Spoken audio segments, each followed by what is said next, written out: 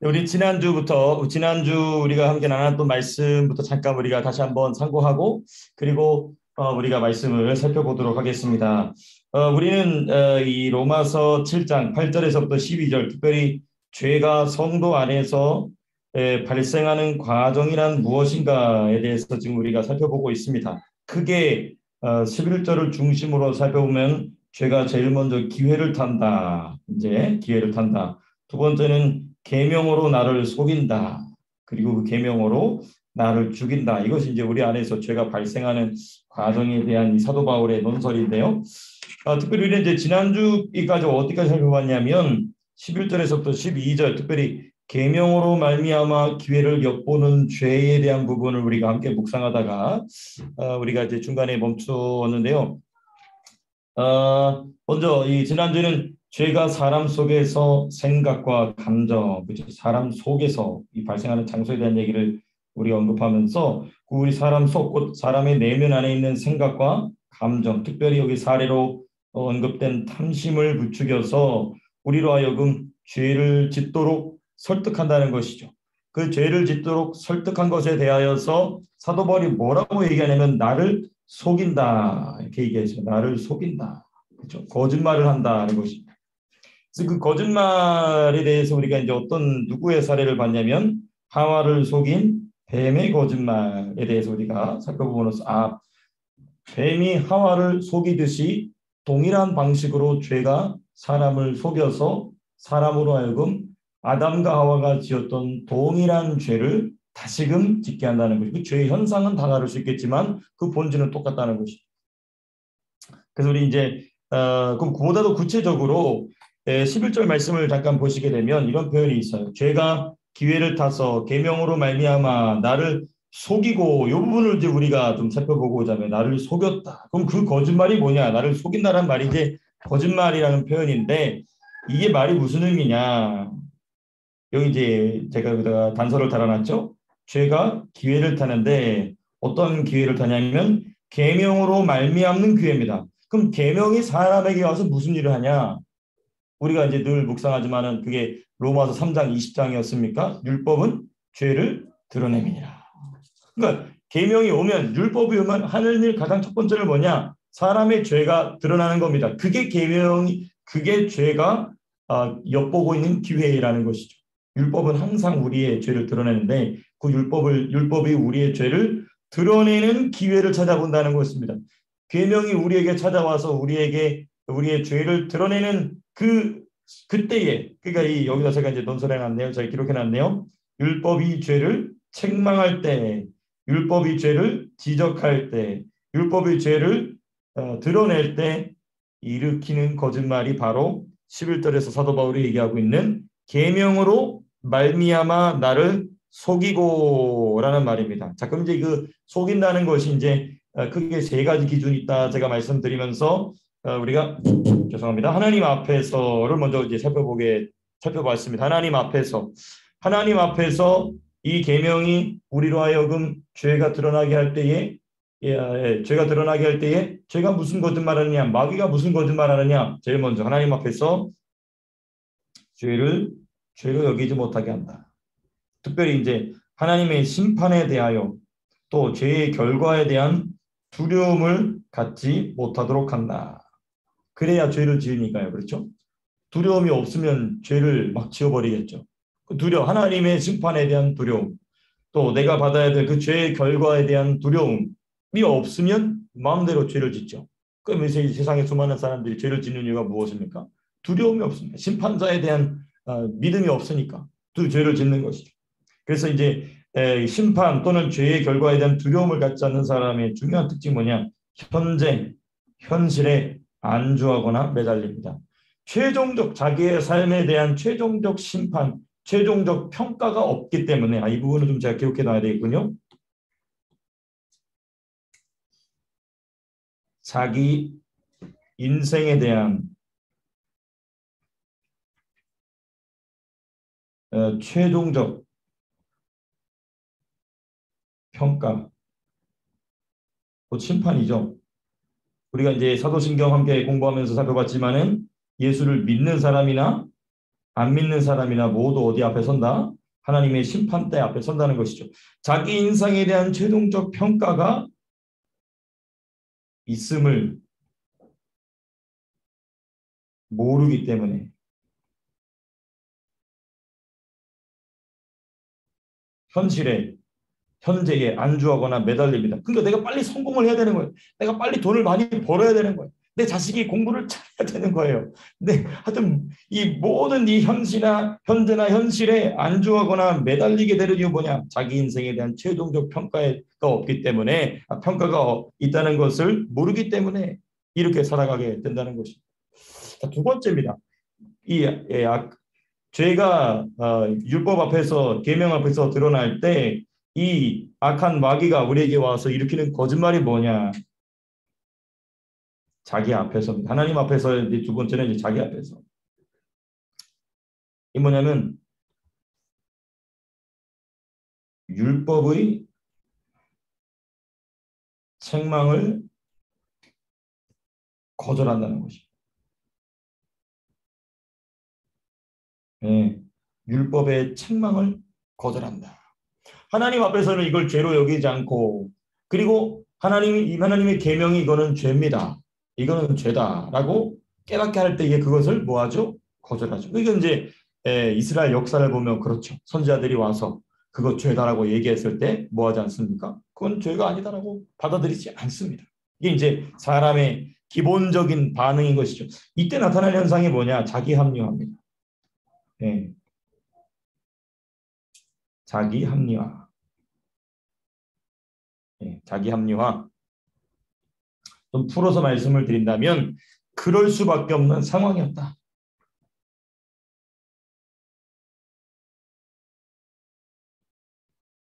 그럴 수밖에 없는 상황이어서 어쩔 수 없었다.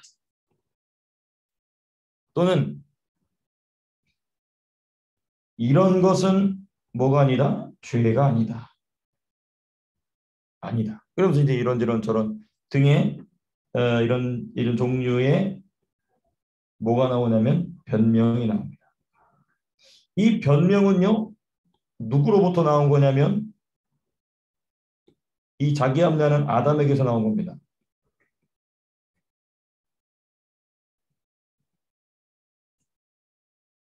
범죄 후 하나님의 말씀에 대한 아담의 일성 첫 마디죠. 하나님이 나에게 만들어준 여자 때문에 먹었습니다. 라고 얘기하죠. 그러니까 이게 이 태도가 누구에게 있는 거냐면 우리 모두에게 다 있는 것이죠. 아담의 후손으로서 태어난 우리 모두가 다 가지고 있는 태도인 것이죠. 왜 우리 조상 아담이 그랬거든요. 너가 어찌하여 이걸 먹었느냐? 아 주여 죄송합니다. 이래야 되는데 뭐라고 얘기하냐면 그러니까 하나님이 지어서 나에게 준 여자 때문에 그 지금 누구 탓입니까? 첫째는 여자 탓이지만 궁극적으로 누구 탓이에요? 하나님 탓. 하나님이 저 여자를 나한테 만들어 줬기 때문에 죄를 졌다는 겁니다. 이런 이게 우리 모두의 모습인 것이 하나님 앞에서 자기 합리화를 하게 되는 이게 이제 사람의 모습인 것입니다. 그다음 이제 세 번째입니다. 원수 앞에서입니다. 원수 앞에서 이 세 번째 거짓말인데.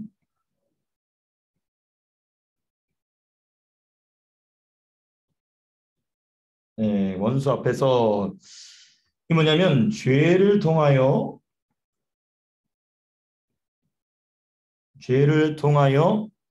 이 사람 자기가 죄를 짓게 만든 이 사람을 다스릴 것을 감춤. 뱀이 왜 접근했느냐? 우리가 몇 주 전에 말씀을 참고했었죠. 하나님 앞에 바로 덤빌 수 없으니까 먼저 누굴 자기 밑으로 내려야 되는 것입니까? 사람을 먼저 자기 밑으로 집어넣어야 되는 겁니다. 그러니까 자기가 사람 위에 군림하면서 사람을 노예로 죄와 사망과 저주의 노예로 질병의 노예로 억누를 것을 뱀은 싹 숨기고 와서 사람에게 다가오는 것이죠. 이게 이제 창세기에서만 나타나는 것이 아니라 죄를 짓게 되는 모든 사람의 내면 안에서 일어나게 되는 것입니다. 그래서 이제 여기서 무슨 현상이 일어나게 되냐면 마비 현상이 일어납니다. 영적인 마비 현상이 일어난다. 그게 뭐냐면 영적인 마비 현상, 영적인 감각이 전혀 없어지는 것이죠.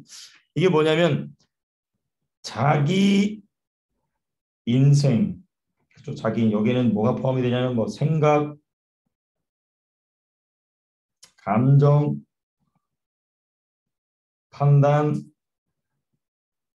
또 관계, 또 뭐가 재정, 뭐 여러 가지가 있겠죠. 네, 등 자기가 자기 인생의 주인인 것으로 착각해요. 주인인 것으로 착각하고 살아가요. 예. 그러나 이제 자기 인생의 주인이 자기가 아니라는 걸 언제 드러내냐면 죽을 때 드러나죠. 죽을 때. 죽음의 사자가 자기 앞에 찾아왔다는 걸 알게 됐을 때. 그때는 이미 때는 늦은 것이죠. 이게 이제 바로 마귀가 일으키는 그 거짓말의 모습인 것입니다. 그런데 이런 현상이 이제 누구한테 일어나느냐? 예수 믿지 않는 사람한테 일어나는 게 아닙니다. 예수 믿지 않는 사람이 당연히 일어나죠. 근데 이 바울이 얘기하고자 하는 건 뭐냐? 예수 믿는 사람 안에 내면 지금 자기 얘기를 하고 있거든요. 왜냐하면 이제 오늘 본문을 쭉 전진시키다 보면 나는, 내가, 자기 1인칭을 계속해서 사용하고 있습니다. 그러니까 이제 얼마든지 우리가 예수 믿는 사람 안에서 이런 일이 발생한다라는 것을 지금 이야기합니다. 그리고 나서 12절로 넘어가면 이제 약간 좀 이제 여러분들 느끼실 겁니다. 여기 좀 뭔가 더 진전이 돼야 되는데 여기서 말지? 근데 사도바울이 항상 하는 이 말의 패턴, 또 설교의 패턴이 뭐냐면 자기가 원하고자 말하고 싶어하는 말을 쭉 얘기하면서 점점 깊게 얘기하다가 핵심적인 부분을 중간쯤 가서 끊고 또 얘기합니다. 그리고 다시 시작해요. 이제 그런 구조가 이제 오늘 나오게 되는데 일단은 12절 말씀을 먼저 살펴본 뒤에 그 다음 우리 13절 말씀 좀 생각해 보도록 하겠습니다. 12절 말씀입니다. 12절 말씀이 무엇으로 시작이 되느냐? 12절 말씀 보시면 이로 보건대 율법은 거룩하고 계명도 거룩하고 의로우며 선하도다. 갑자기 지금 바울이 쭉 죄가 어떻게 발생하느냐에 대해서 쭉 논설하다 말고 이 논설을 탁 잠깐 멈추고 또 무슨 얘기합니까? 율법과 계명에 대한 얘기를 또 합니다. 네, 이로 보건대. 여기서 이제 뭐에 대한 얘기를 하냐면 12절에서는 거룩하고 선하고 의로운 율법에 대해서 갑자기 사도 바울이 이야기를 합니다.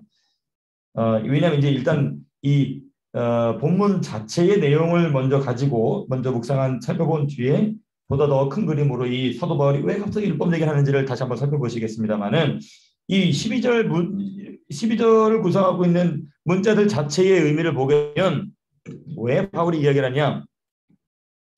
죄가 탐심을 이루게 하고, 이 표현을 이제 우리가 7절에서부터 계속 바울이 사용하고 있는 탐심의 사례를 가지고 우리가 사도 바울이 얘기하고 있음을 보게 되죠. 그 다음에 죄가 탐심을 이루게 하고 그 다음 사망에 이르게 하는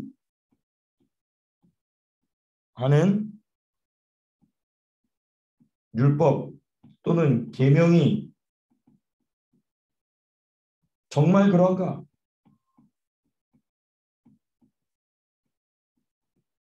제가 지금 이제 12절에 이로 보건대 율법은 거룩하고 계명도 거룩하고 의로우며 선하도다라는 이 말을 제가 지금 이제 풀어서 말씀드린 게 바로 이 내용입니다. 그러니까 죄가 탐심을 이루게 하고 사망에 이르게 하는 율법이 과연 정말 죄와 같이 정말 악한 것이냐, 정말 사망과 나로 하여금 해를 얻게 하는 것이냐, 이제 그 질문을 이제 무엇입니까? 12절에서 다시 반복하고 있는 것이 12절 문장 안에 담겨 있는 질문이 바로 그것이죠. 왜냐하면 몇 절이 보면은 7절에 그런 내용이 있지 않습니까?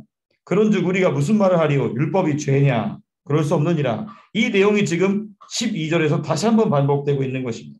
이로 보건대 율법은 거룩하고 계명도 거룩하고 의로우며 선하다. 사실 근데 이 내용이 어디서 한 번 더 나오냐면 13절에서 한 번 더 나옵니다. 13절 보시면 그런즉 선한 것이 내게 사망이 되었느냐. 또 똑같은 구조로 나오죠. 근데 이제 우리가 잠깐 12절을 정돈해 놓고 13절 가서 다시 한번 좀 살펴보시겠습니다.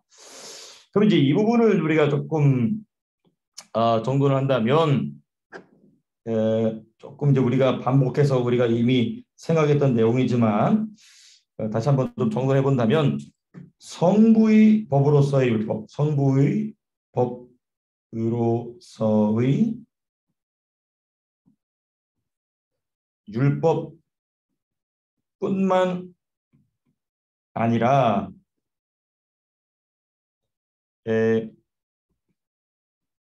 사탄의 율법 악용도, 그렇죠? 악용도 역시라는 말이 잠깐 들어가면 좋겠죠. 역시 나의 죄를 드러내고 그 죄의 값을 받아 사망에 이르게 함. 자, 그러니까 이제 여기서 사도 바울이 무슨 얘기를 하고 싶은 거냐면 성령에 의해서 율법이 사용될 때나 아니면 사탄에 의해서 율법이 악용된다 할지라도 하나님이 율법 안에 고유에 넣어두신 사람의 죄를 드러내는 기능은 여전히 뭐하지 않았다? 변하지 않고 있다. 그러므로 율법은 뭐하다는 거예요? 그럼에도 불구하고 율법은 여전히 거룩하고 의롭고 선하다는 얘기를 지금 바울이 하는 것입니다. 그러니까 율법에 대한 계명에 대한 오해가 발생할 수 있기 때문에 왜냐하면 이 죄가 무엇을 오용하냐면 율법을 오용하지 않습니까? 그럼 사람들은 단순하게 생각할 수 있어요. 야, 그럼 율법은 버려야 되겠네. 율법은 이거 필요 없는 거네라고 오해하게 된다는 것이죠. 그래서 사도 바울은 의도적으로 특별히 이 7장에 와서는 더욱 반복해서 율법의 본래의 기능에 관하여서 사도 바울은 의도적으로 지금 언급하고 있는 것이죠. 그 구조가 13절에 한번 또 나옵니다. 이 다음 구조 또 나오게 되거든요. 자, 그래서 여기를 이제 한번 조금 더 이제 풀어서 말씀을 드린다면 죄인인 나에 대한 마땅한 판결이라는 점에서 그렇죠?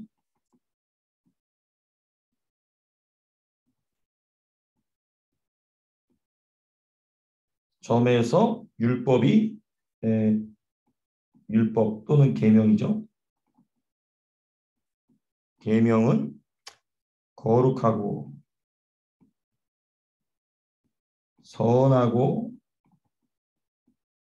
의롭다.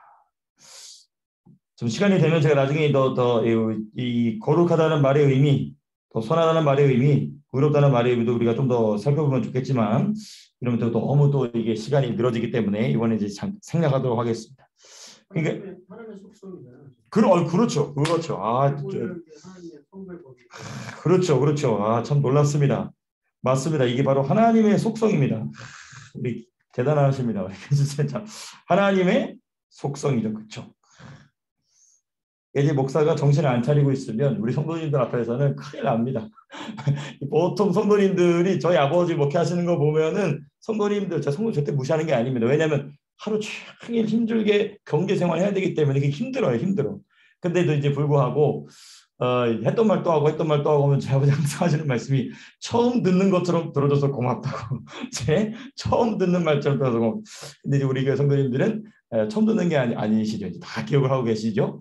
항상 제가 이제 긴장을 늦출 수가 없습니다. 영적인 긴장이 좋은 겁니다. 네, 맞습니다. 하나님의 속성입니다. 바로 성부의 법은 하나님의 속성, 거룩하시고 선하시고 의로우신 이로 말미암아 모든 질서를 세워가시는 것이죠.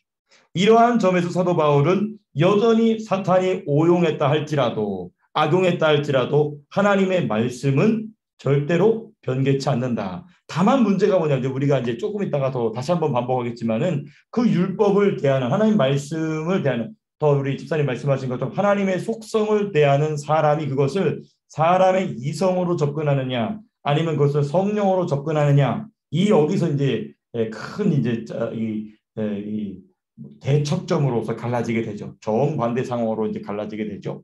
여기 본래 내용 좀 돌아와서 그러니까 어쨌든 네, 악용으로 네네, 해서 네, 공격을 받는다 하더라도 그렇죠, 찔리기 때문에 그렇죠, 거기에 대해서 회개를 해야 되는 거고 그렇죠. 그리고 이제 기분은 확실히 나쁘겠죠. 그렇죠, 확 나쁘죠. 훨씬 더 나쁘겠죠. 그렇죠, 그렇죠. 예, 예, 예, 성령의 그 예, 예, 분노보다는 네네네, 훨씬 나쁘겠지만 그래도 네네, 인정하고 그렇죠. 회개하는 그렇죠, 그렇죠. 그러니까 그게 이제 우리가 심판한 때 앞에 섰을 때에 제가 지난번에 점심 식사하면서 잠깐 말씀드린 것처럼 그 컷 하나가 다 나온다는 거죠. 우리의 죄, 우리의 하나님의 율법은 여전히 사도 바울의 말처럼 거룩하고 선하고 의로운 것이 너에게 부딪혔을 때에 넌 어떻게 반응했느냐?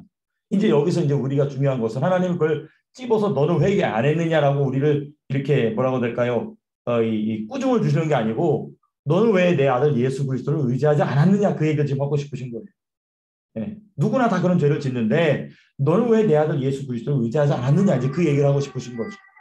예. 왜냐면 이게 사람이란 게 그게 악용돼 너 예. 성경을 잘못 이용하고 있어라고 얘기했을 때는 그렇죠. 거기에 반응하고 싶지 않는 그렇죠. 그렇죠. 드는데 그렇죠. 그것마저도 버려야 된다. 그렇죠. 예를 들면 이런 거예요. 예, 주여 아버지. 예를 들면 이런 것이죠.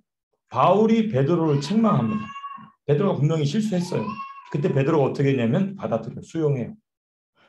하나님께서 마가 요한을 데려가지 않는 게 성령의 의도였어요. 근데 그것 때문에 누가 댐빵 싸우죠? 바울하고 바나바가 댐빵 싸우죠. 근데 나중에 보게 되면 하나님이 바울의 손을 들어주는 게 사도행전 전체의 흐름입니다.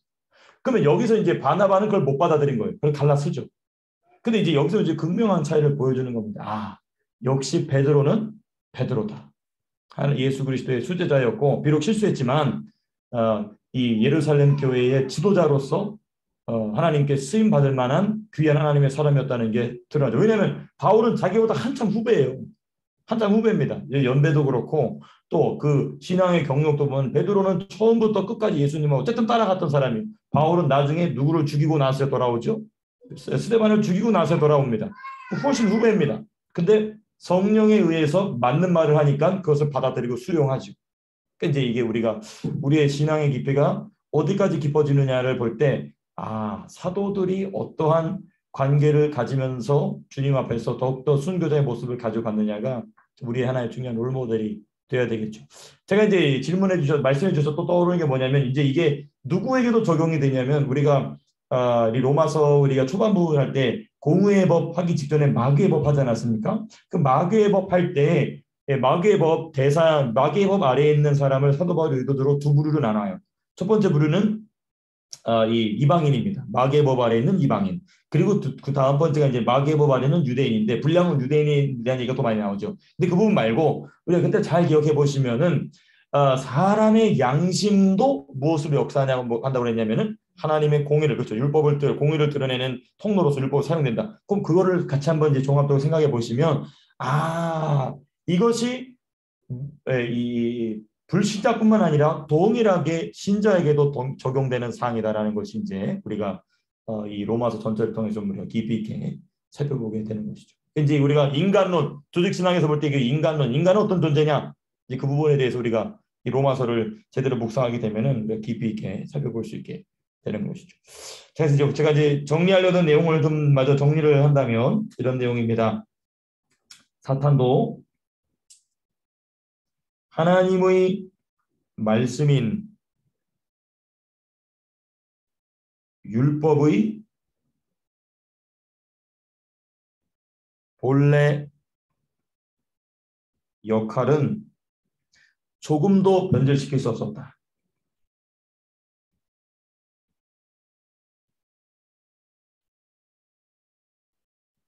변질시킬 수 없었다. 그래서 거짓말하는 겁니다. 그래서 거짓말하는 것이죠.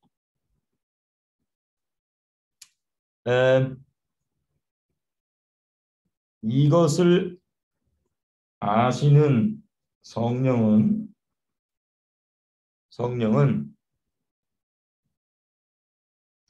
사탄에 의한 율법의 오용, 악용이죠. 율법의 오용 또는 악용을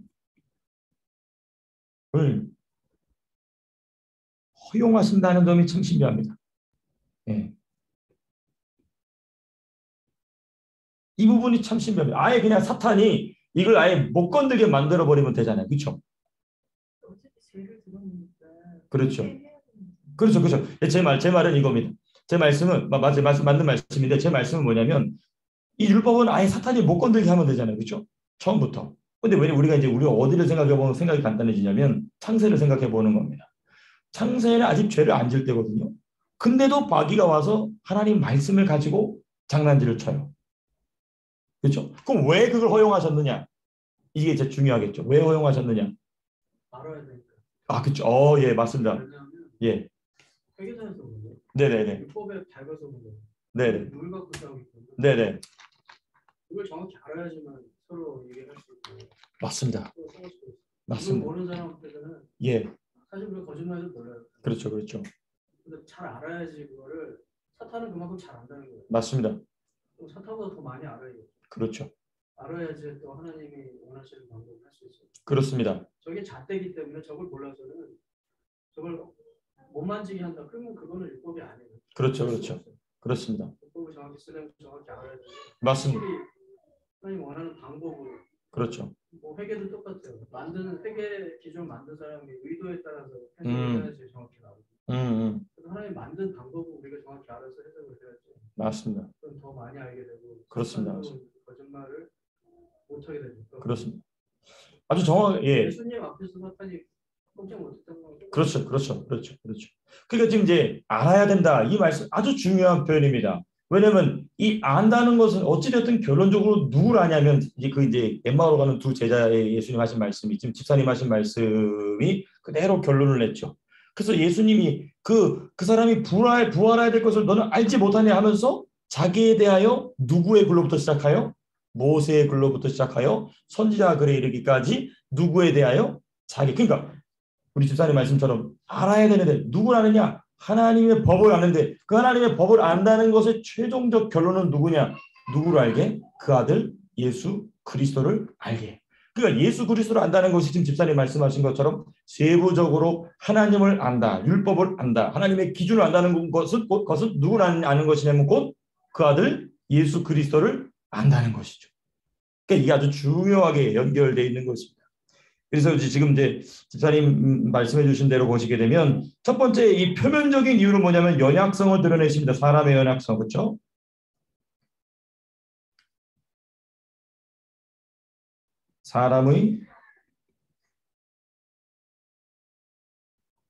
사람의 연약성을 드러내셔서 누구를 의지하게 되냐면 우리 집사님 말씀해 주신 대로 예수 그리스도에 대한 의존성을 높이신다.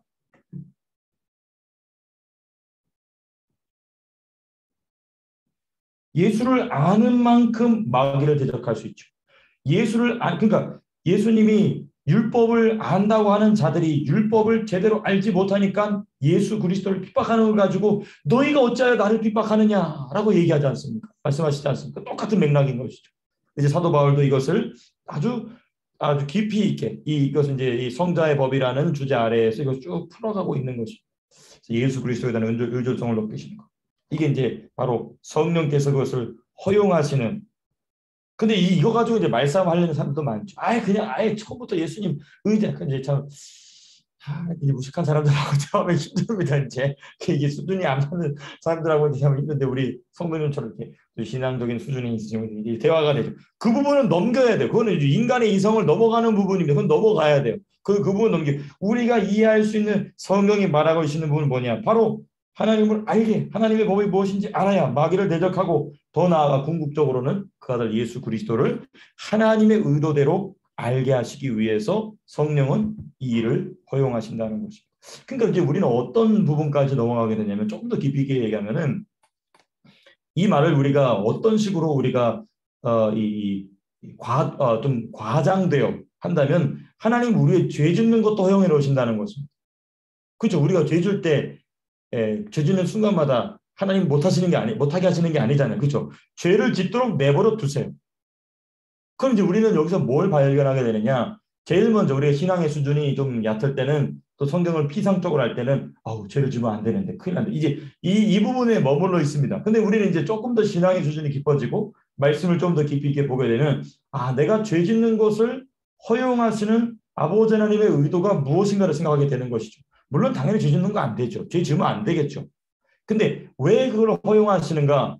죄를 허용하시기까지 하나님은 그 아들 예수 그리스도를 알라는 것입니다. 그 아들 예수 그리스도를 의지하라는 것이죠. 이 말씀이 조금 헷갈리지 않으시죠? 네, 다 이해되시죠? 그러기까지 하나님은 우리에게 누굴 소개하고 싶으시다? 그 아들 예수 그리스도를 소개하고 싶으시다. 이제 이것이 하나님이 우리로 하여금 이 예수 그리스도를 주신 이유에 관한 또 보다 좀 깊이 있는 묵상이었습니다. 자, 맞습니다. 그렇죠. 경험을 통하여, 영적인 경험을 통하여, 또 실전의 경험을 통하여 하나님을 알아간다는 것.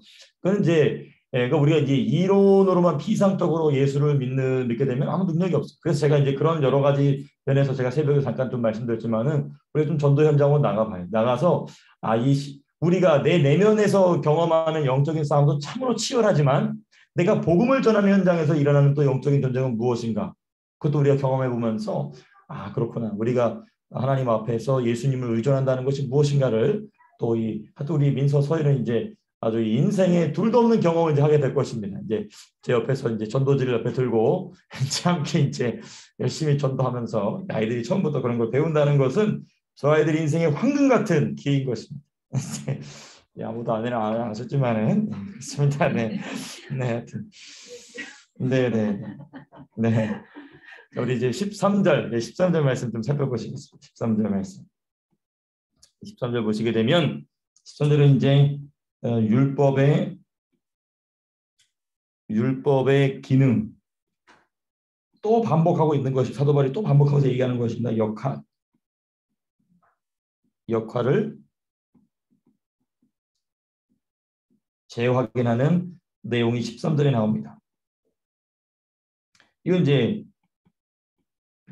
7절과 같은 구조 맥락입니다. 6절까지는 율법 때문에 이런 문제가 생겼다라고 얘기하는 듯한데 7절 딱 가서는 우리가 그러므로 율법을 악하다고 할 수 있느냐? 율법이 죄냐? 그럴 수 없다. 하고 또 이제 그 다음 중요한 내용을 전진시킵니다. 그러니까 지금 13절에서 사도 바울이 다시금 율법에 대한 내용을 반복한다는 것은 이제는 사도 바울이 보다 더 깊이 있는 내용을 얘기하려고 준비하고 있다라고 봐도 되는 것입니다. 14절부터 아주 중요한 얘기가 나와요. 본격적으로 이제 더 깊이 있는 이야기가 나오게 되는데 오늘 우리는 이 율법의 기능과 역할을 재확인하는 것까지만 우리가 하게 되지 않을까 싶습니다. 자, 그럼 이제 이 13절의 내용을 하나하나 좀 살펴보시면서 보시면 13절 한번 같이 읽어보시겠습니다. 시작. 그런즉 선한 것이 내게 사망이 되느냐? 그럴 수 없느니라. 오직 죄가 죄로 드러나기 위하여 선한 것으로 말미암아 나를 죽게 만들었으니 이는 계명으로 말미암아 죄로 심히 죄되게 하려 함이라. 뭔가 좋은 말인데 제 머릿속에서 정리가 잘 안 되죠. 저도 여러 번 읽어도 이게 정돈이 안 되는데 한번 천천히 좀 살펴보시게 되면 자, 그럼 13절에 시작되는 말이 무슨 말이냐면 일단은 선한 것입니다. 선한 것. 이 선한 것은 무엇이냐면 율법이겠죠. 율법, 계명입니다. 선한 것과 의도적으로 사도 바울이 대조하고 있는 게 있어요. 그게 뭐냐면 사망입니다. 그런즉 선한 것이 내게 사망이 되느냐. 의도적으로는 사도 바울이 대조시키고 있죠. 네, 사망이 되었느냐. 이제 이것을 좀 더 풀어서 말씀을 드린다면은 선한 것, 곧 율법이죠. 선한 것, 율법, 선한 것이 사망을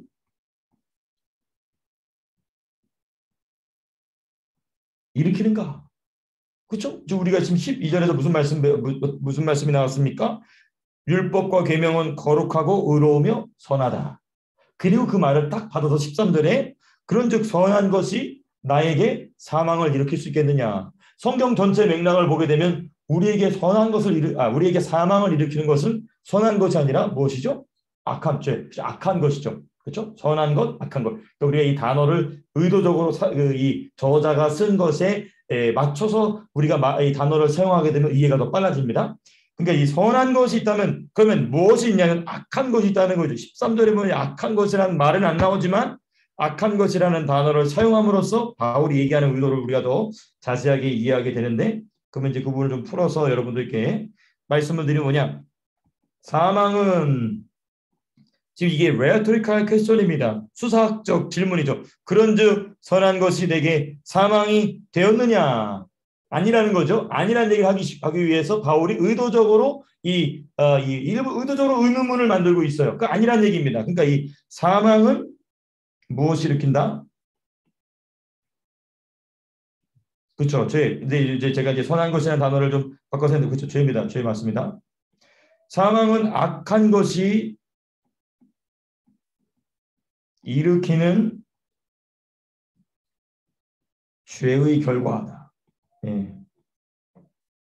결과이면서 동시에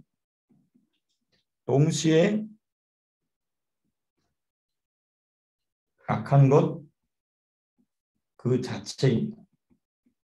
네, 악한 것 그 자체다. 그러니까 이제 사도 바울은 이 한 가지 레토리컬 퀘스천 안에 뭘 담아놓고 있냐면 사망은 악한 것을 일으킨다라는 첫 번째 의미, 두 번째 뭐냐면 선한 것은 반대겠죠. 선한 것은 무엇을 일으킨다? 생명을 일으킨다.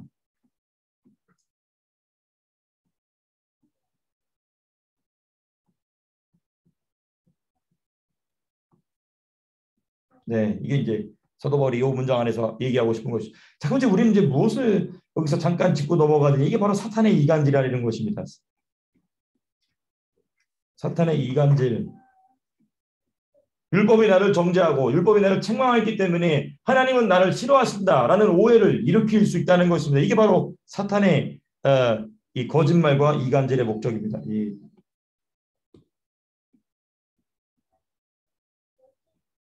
거짓말과 이간질의 목적지. 참 감사한 게 우리가 이제 율법이 아니라 욥기를 묵상하면서 이 부분을 우리가 충분히 묵상했기 때문에 간단하게만 제가 이제 적고 넘어간다면 하나님이 주신 선한 것 율법이죠.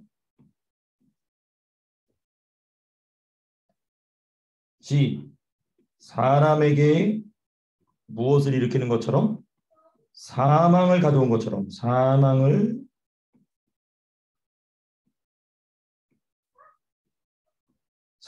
가져온 것처럼 오해하게 하죠. 그게 이제 우리는 계속해서 창세기를 생각해 보면은 뱀이 뭐라고 얘기하냐면 그거 먹으면 정령 뭐하리라 죽지 않으리라고 거짓말합니다. 그렇죠? 그래서 그걸 먹으면 안 되는 것처럼 하나님 앞에서 그것을 먹어도 되는 것처럼 사람으로 하여금 그것을 오해하게 하고 속아 넘어가게 만들죠. 그러니까 이 방법은 사탄이 처음부터 에덴 동산에서 사람을 무너뜨릴 때부터 예수님이 재림하실 그날까지 계속해서 이 방법은 그대로 사용되는 것입니다. 이것을 이제 깊이 있게 논설하고 있는 게 이제 사도 바울이 지금 이 7장에서 하고 있는 내용인 것이죠. 자, 그다음에 그다음 부분은 이제 2번을 보시면 선한 것은 죄를 드러나게 한다.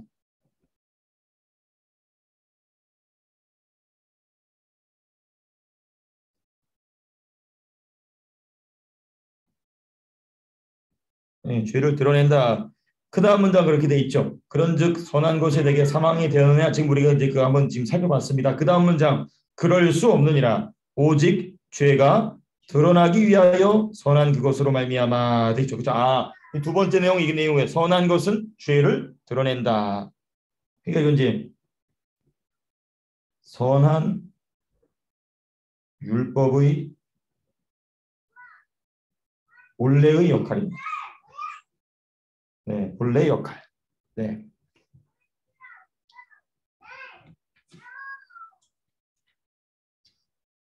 사도는 의도적으로 본서, 로마서죠. 본서의 시작부터 율법의 역할을 반복적으로 언급하고 있습니다.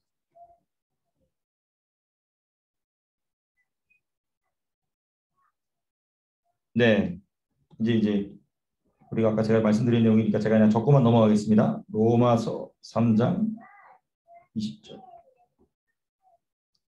로마 교회가 네. 율법에 반하는 태도를 갖고 있었나요? 율법이 나쁘고 율법을 버리려고 했는데. 표면적 이유로는 이제 유대인들 때문에 그렇습니다. 유대인들이 이제 율법에 대한 오해를 가지고 있었기 때문에. 그렇죠. 전 세계로 퍼져 있었던. 근데 이제 보다 더 깊은 내용은 이제 왜냐하면 율법은 곧 성부의 법이지 않습니까? 성부의 법이 모든 일의 시작이기 때문에 그렇습니다. 그러니까 이제 모든 일의 시작이기 때문에 성부의 법을 거치지 않고는 그 아들 예수 그리스도를 경험할 수 없고 그 아들 예수 그리스도를 경험하지 않으면 성령의 법도 경험할 수 없기 때문에 사도 바울이 표면적 이유로는 왜냐하면 이제 그게 이제 9장에도 나와요. 표면적 이유가 이제 보다 더 깊이 있게 논설되는 게 9장 10장에 나오는 자기 민족에 대한 애통함이 나오거든요. 그러니까 이제 표면적으로 이제 유대인들이 가지고 있는 오해, 유대인들이 가지고 있는 큰 착각, 그리고 또 유대인들이 일으키는 이방인과의 분쟁 이런 것들이 굉장히 심각했었기 때문에 율법에 관해서 강조하죠. 근데 이제 이거는 집사님 말씀하신 대로 이제 율법에 대한 오해, 유대인들의 오해이기도 하지만은 사실 사도 바울이 이렇게 이걸 반복적으로 얘기하고 있는 보다 더 본질적인, 보다 더 영적인 내용은 뭐냐? 성부의 법으로부터 모든 일이 시작되기 때문에 그런 겁니다. 성부의 법 없이는 영적인 질서가 세워지지 않게 되기 때문에 그래서 사도 바울이 이제 의도적으로 이 율법, 왜냐하면 성부의 법이 강하게 적용된 만큼 누구의 법이 강하게 나타나냐면 성자의 법, 용서의 법이고 회복의 법이고 치유의 법이 일하기 때문에 그런 영적인 원리를 알고 있었던 사도 바울은 의도적으로 율법이 갖다 대면 따갑죠. 힘들죠. 괴롭죠. 근데 그 괴로운 만큼 누구에게 도움을 요청하니까 예수에게.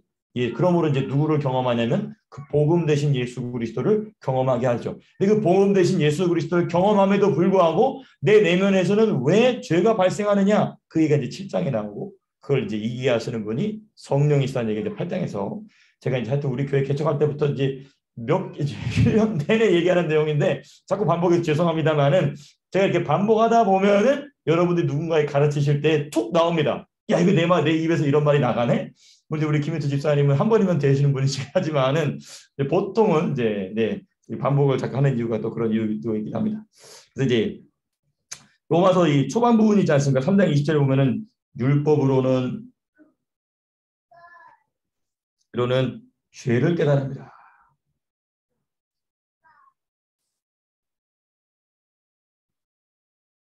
네, 이 내용을 사도 바울은 계속 얘기하는. 근데 다만 중요한 것은 무엇이냐?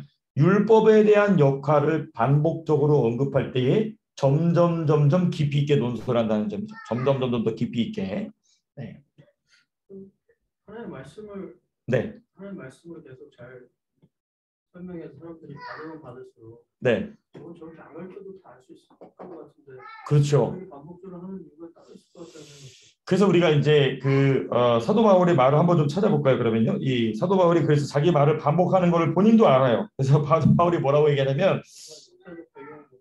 네, 아이고, 자기 자신도 사람들이 하는 말씀을 정확히 배워서 알게 되면, 네, 율법이라는 게 좋은 건지를 알게 될 텐데. 그렇죠. 바리새인들한테 해야 되겠죠. 네. 근데 이제 이게 사도 바울에 대해서 이제 이 빌립보 교회는 아주 이방인 중심 교회거든요. 근데 이제 빌립보 교회의 성도들에게 사도 바울이 자기가 반복해서 말하는지에 대해서 3장 1절에 이렇게 얘기합니다. 제가 읽어보겠습니다. 끝으로 나의 형제들아 저 안에서 기뻐하라.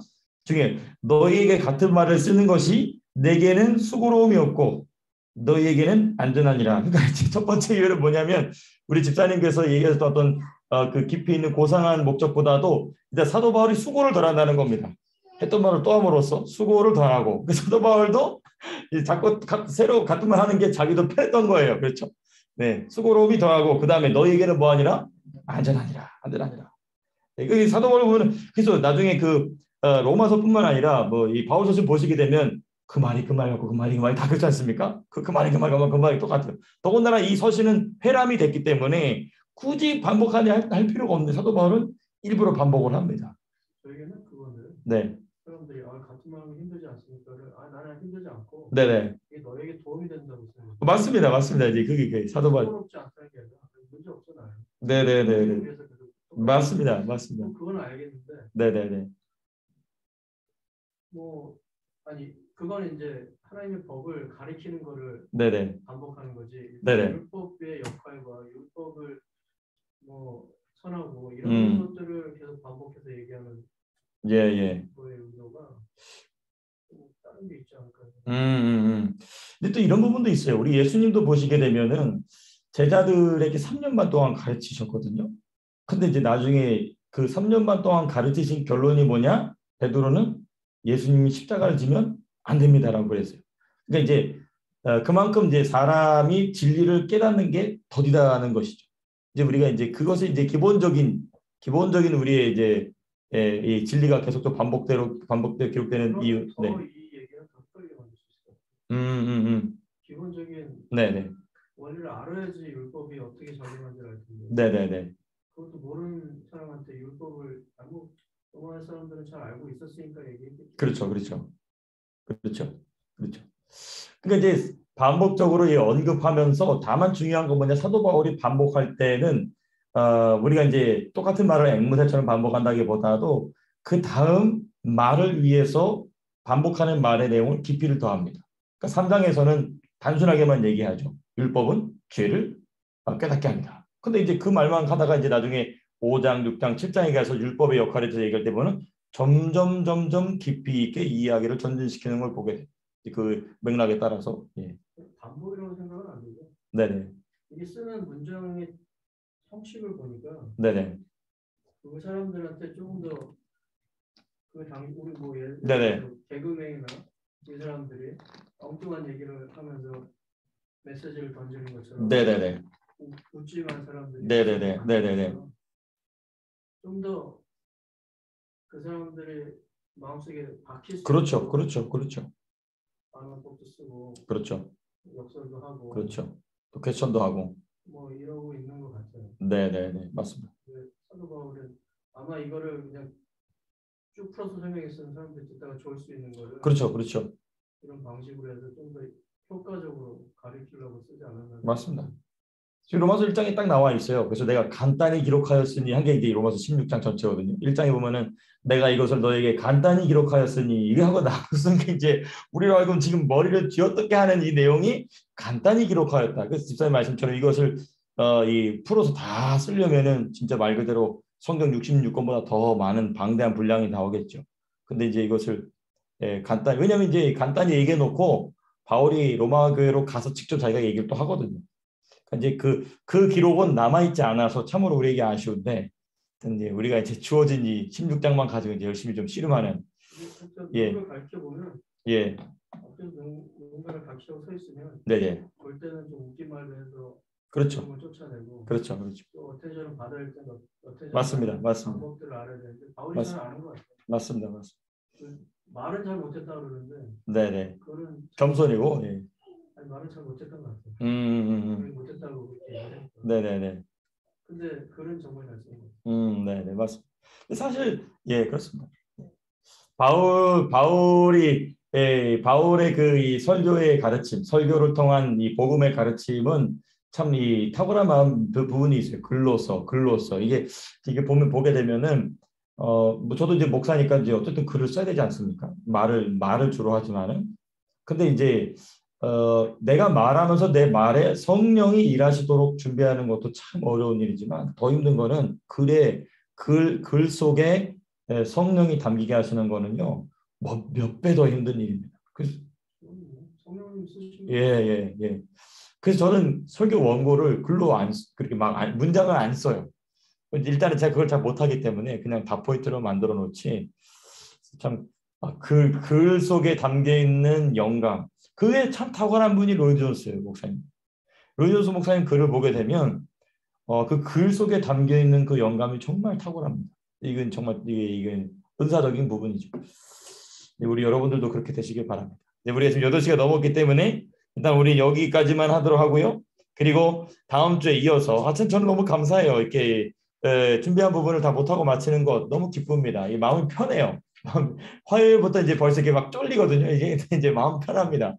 되게 깊이 있게 토론하면서 또 이렇게 말씀을 깊이 묵상하시다는 점이 참으로 감사하고 주님께 영광입니다. 또 바울의 서신을 읽으면 읽을수록 정말 잘 썼다는 맞습니다. 이해가 잘 할수록 맞습니다. 하나만 물고만 치면 확실히 이해할 수 있도록 써놨다는 맞습니다. 그래서 제가 이제 로마서를 붙잡고 씨름하는 겁니다. 목회 초기에 보면은 이제 뭐 이거는 그냥 목사들끼리 하는 행동입니다. 뭐냐면은 쉬운 것부터 골라서 해요. 쉬운 것부터 뭐 짧은 거 뭐 이런 거. 그러다가 이제 나중에 가서 막 큰 거 하려다가 그건 또 안 하죠. 이제 근데 이제 저는 아예 그냥 시작부터 막 레위기 막 이제 뭐 욥기 뭐 원치 않게 또 욥기를 또 하고 또 로마서를 하면서 로마서를 뚫어놓으면은 나머지 바울 서신은 정말 쉬워집니다. 정말 쉬워져서 기본이니까. 네 맞습니다. 그래서 회계적으로 가르칠 때 네 기본을 먼저 가르쳐요. 네네 자살이 뭔지 네네 구체가 뭔지 그냥 그거 알면은 적용할 수 있거든요. 그렇군요. 그러니까 이런 걸 기본을 알면 적용할 수 있는. 그렇습니다. 우리 기본을 깊이 있게 파는 일에 우리 성도님과 함께 동참해 주셔서 너무나 감사드립니다. 네, 마무리하면서 우리 함께 또 마지막으로 질문해 주실 부분들이나 또 함께 해 주실 말씀 있으시면 해주시면 없으시면 예. 사실 2절에서 네, 이제 말씀해 주세요. 네, 2절. 네. 정확히 내가 적을지 못 외웠는데. 네네. 그러면은 자기가 사도 바울이 이제 네. 이에 대해서 예를 들면서. 네네. 그러면은 이제 사망의 법에 있는 사람이 네네. 예수 그리스도로 인해서 사망이란 그 죄가 죽음으로써 예수님한테 돌아간다는 얘기를 예예. 쓴 거잖아요. 예예예.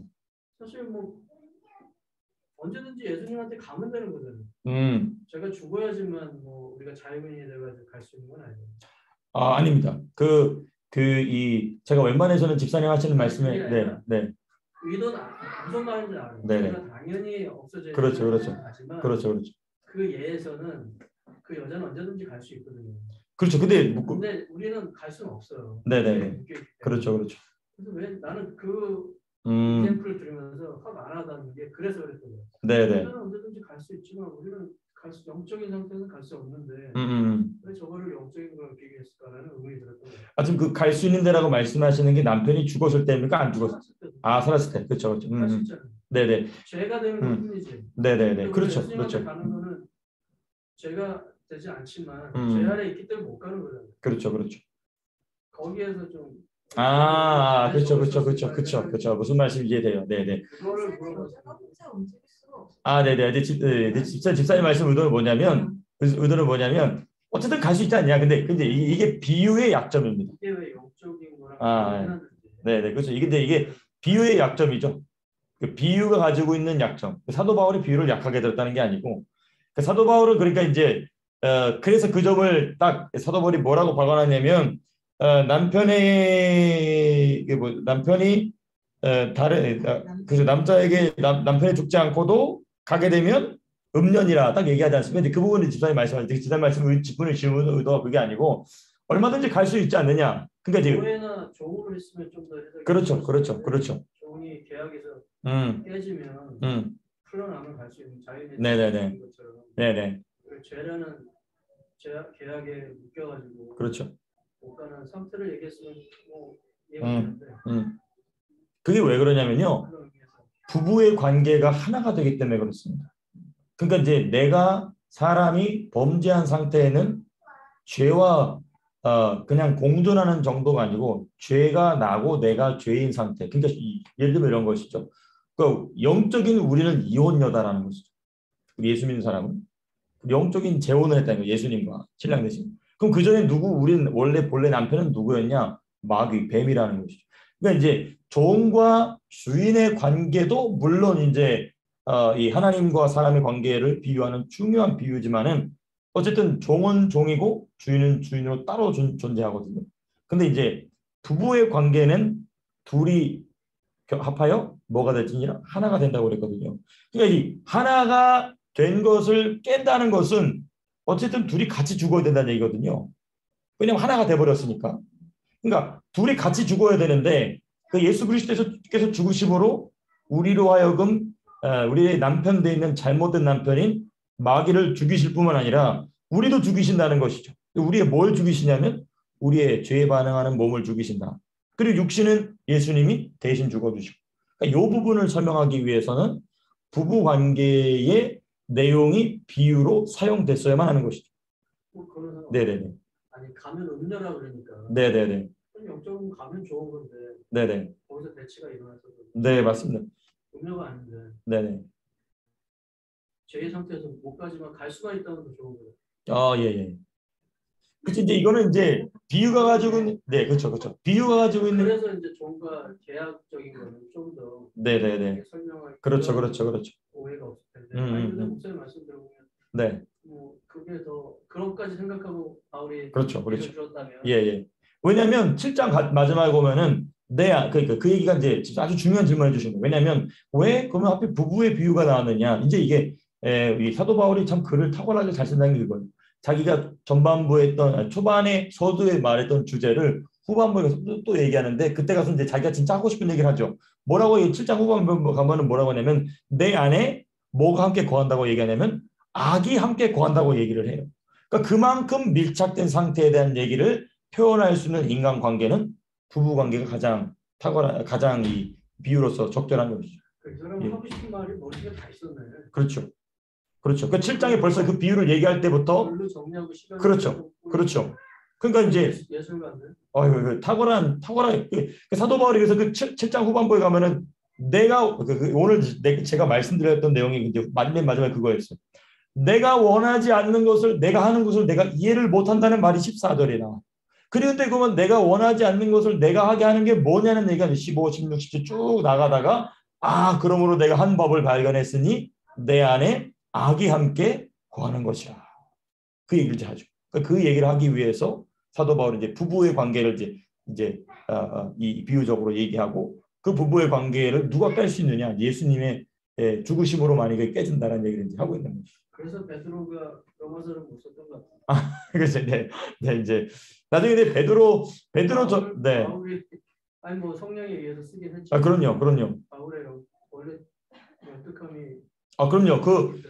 왜냐하면 바울을 하나님이 사용하신 이유도 바울 자체가 하나님 앞에 특심한 결단을 가지고 하나님 앞에 나온 것도 있지만은 그 율법에 대한 깊이 있는 이해가 베드로는 갈릴리에서 살던 이렇게 표현 죄송합니다만은 무식한 사람. 네. 이게 뭐라고 해야 될까요? 그냥 본능적인 시오니스트였어요. 근데 바울은 그게 아니고 당대 최고의 율법학자였던 가말리엘의 문화생.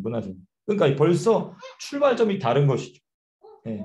그러니까 이제 우리가 복음을 이렇게 성경을 가르치고 하다 보면은 복음을 받는 사람의 이 기본적인 수준도 참 무시 못할 부분이다.